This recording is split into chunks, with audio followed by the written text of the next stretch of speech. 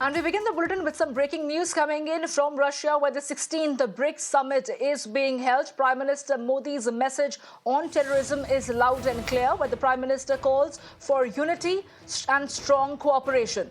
The Prime Minister says that there is a need to deal with terrorism.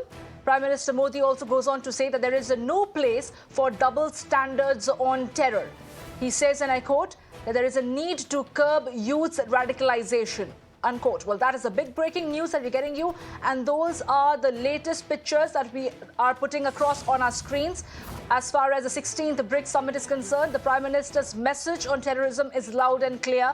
He is definitely calling for unity and strong cooperation from all nations, saying that there is a need to deal with the terrorism, where there is no place for double standards when it comes to terrorism. He says, and I quote, that there is a need to curb youth radicalization. My colleague Shreya Upadhyay is joining me live right now from our newsroom. Well, Shreya, strong-worded statement over there from the Prime Minister, but quite expected, because the intention of India is very clear, especially when it comes to terrorism, that strong cooperation is needed to put an end to the terror menace, and especially when it comes to the radicalization of youth, that needs to be stopped at the very outset. That's right, Samya. The Prime Minister reiterating India's stand once again as far as terrorism is concerned, India standing against it and saying that we need to stop the radicalization of youth, something that he has said at various global fora, and today at the BRICS Summit he said that once again, that India stands against terrorism and that we need to stop the radicalization of youth and the spread of extremism.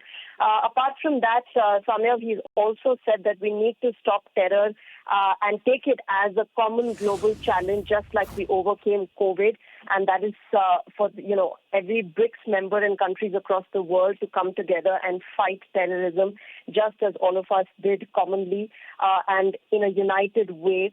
As we did in COVID. Apart from that, Samya, he also talked about the BRICS expansion, something that is being speculated. There are several countries, about 25 to 30 countries, which have expressed their keenness, their eagerness to join the BRICS grouping.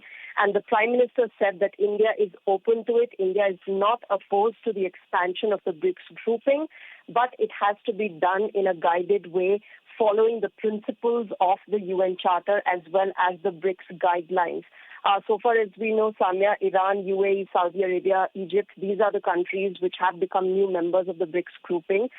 But apart from that, several countries from the African continent have also expressed their interest in joining the BRICS grouping. And the Prime Minister put across India's stand regarding the BRICS expansion, saying that we are open to expanding this crucial grouping, which also stands, remember, as a non-West grouping, not so much as an anti-West grouping as Russia's Vladimir Putin would like to portray it as, but as a non-West grouping where countries come together and fight global challenges, fight common concerns.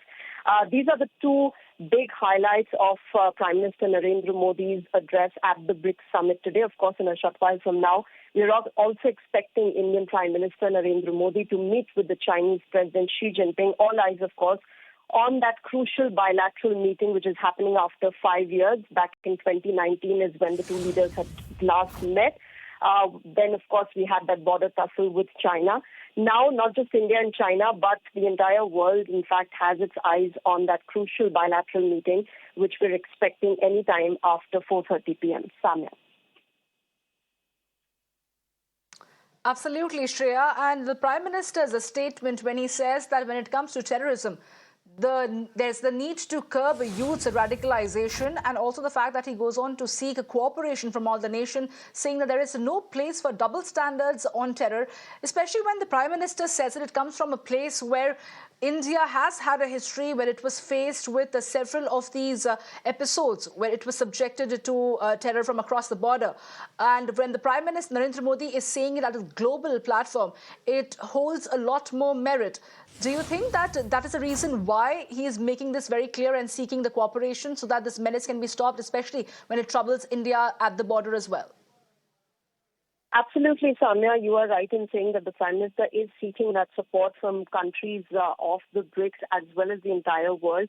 This is also, of course, an indication towards what India has been saying on stopping terrorism emanating from Pakistani soil. There was a lot of speculation as to Pakistan being interested in joining the BRICS grouping as well. But so far as we know, there is no representation from Pakistan in this year's BRICS Summit.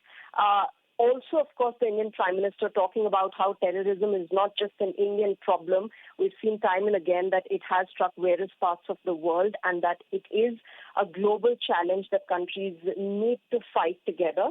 Prime Minister Narendra Modi seeking support, calling and urging countries and leaders from across the world to join hands in fighting that common concern, something that, not just India, but even Russian president has spoken about in the past, that of terrorism. So, of course, we'll have to wait and watch finally when that declaration is done at the conclusion of the BRICS Summit, what the entire BRICS grouping does say on terrorism and fighting this global challenge. Samya.